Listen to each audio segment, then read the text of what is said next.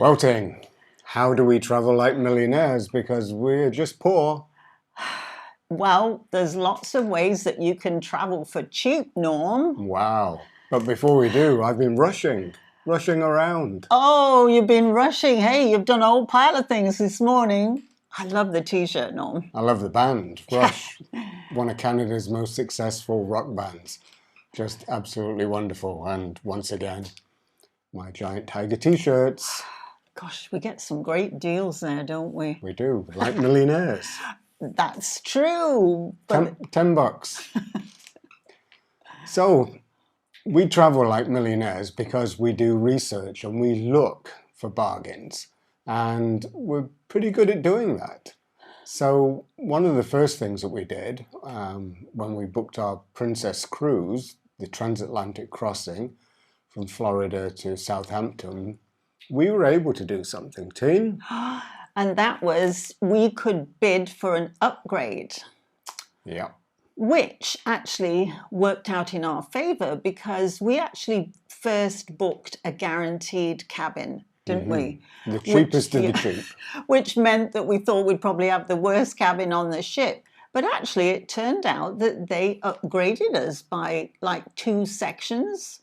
Yeah. And we actually got a really nice mini suite, didn't we? So we ended up being forward midships. Yeah. And the people that paid a lot to go in the midships for the mini suites, they were only about half a dozen doors away from us. Yeah, we were really very surprised at that. Now, we had actually also put in a bid for us to be upgraded to this fancy reserve section, didn't we? But unfortunately, we didn't win our bid, did we?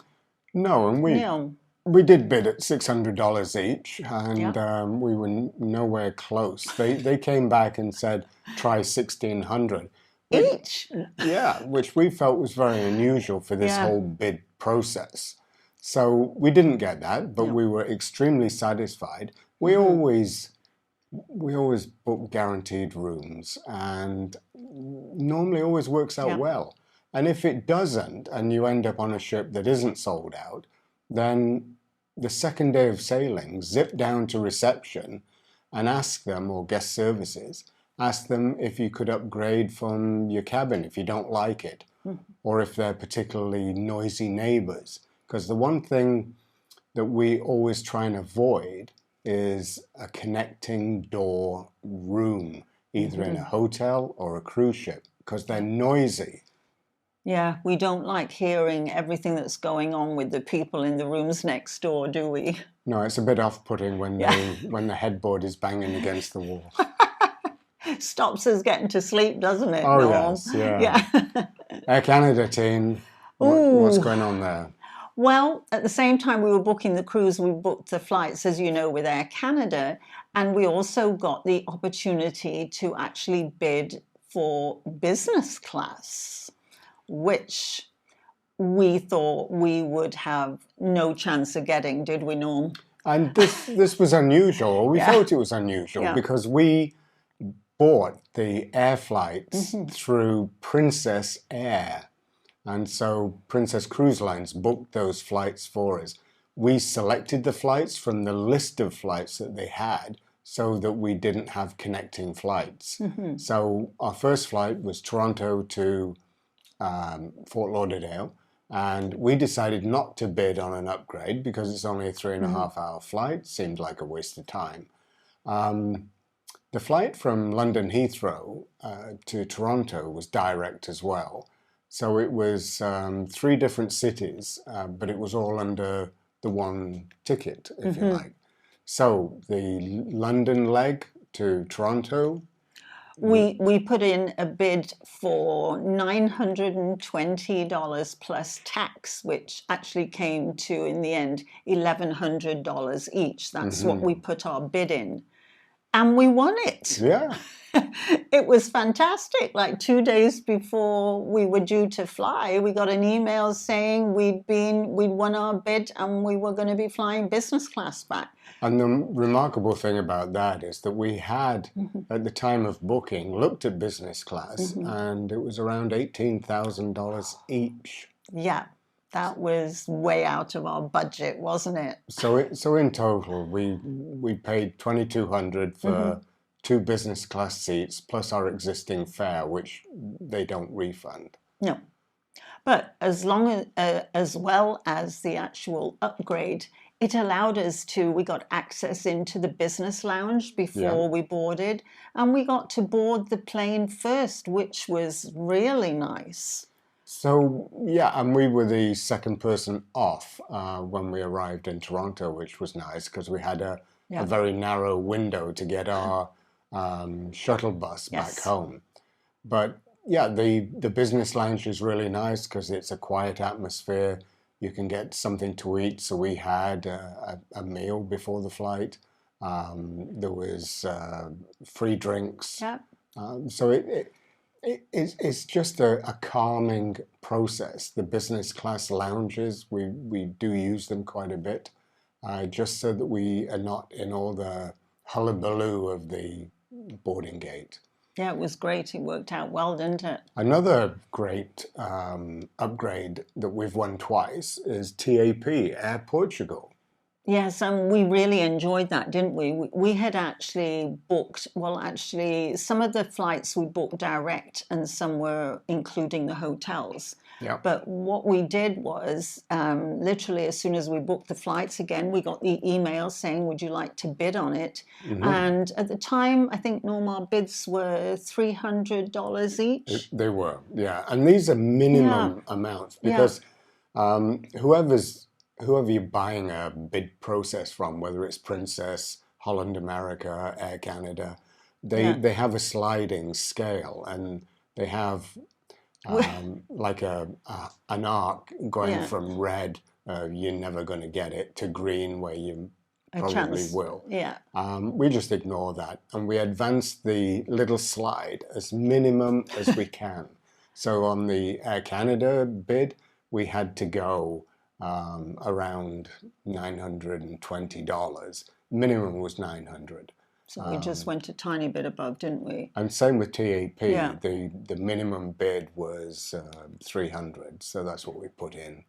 And that was on our winter trips to the Algarve.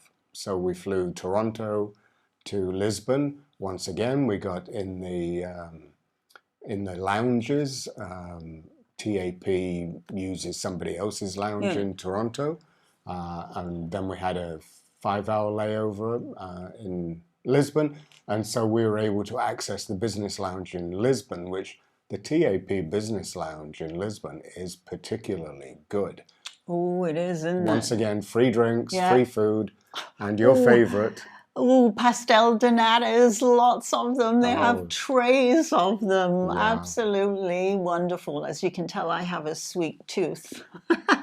So the other thing that we do is we also collect points and miles. So we're members of the TAP, like their points club, and Air Canada with Aeroplan. We also collect air miles, and so we use these points for hotels as well, especially in high season, because if you've got a travel deal, like we had one from Vancouver on the Inside Passage to Alaska, and it was in the summertime, so all the hotels were outrageously expensive. So we were able to use our air miles to book a hotel, and the air miles don't seem to go up in peak season as much as the prices do. So we were able to still afford a really nice hotel close to the cruise port in Vancouver and pay with air miles.